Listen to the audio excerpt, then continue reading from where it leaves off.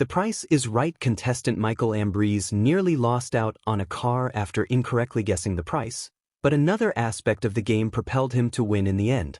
The incredible moment came on the Wednesday, May 28th episode, which saw him get dubbed the luckiest contestant ever. Ambrose won the fifth item up for bid, which was a 65-inch 4K television. He and the other three bidders all had to bid for a second time because their first bids were over the retail price. Ambrose first bid $696 and then he bid $400. The actual retail price was $524, and since he was the highest bidder, he won the TV and the chance to play a game for another prize. After coming to the stage and meeting host Drew Carey, Ambrose got to play pocket change for a 2025 Snow White Pearl Kia Niro LX. In the game, the contestant is given 25 cents and the first number of the car they are trying to win.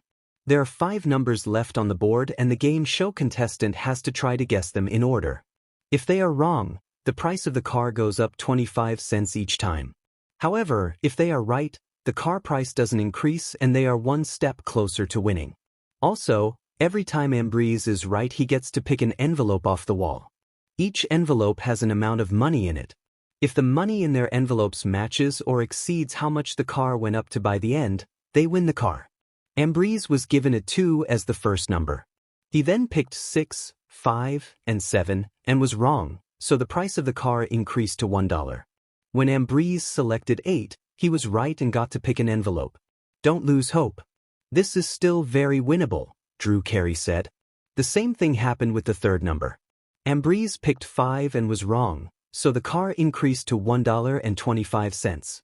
When Ambrose picked 7, he was right and got to select another envelope. Then on the fourth number, he picked 5 and 0, making the car $1.75.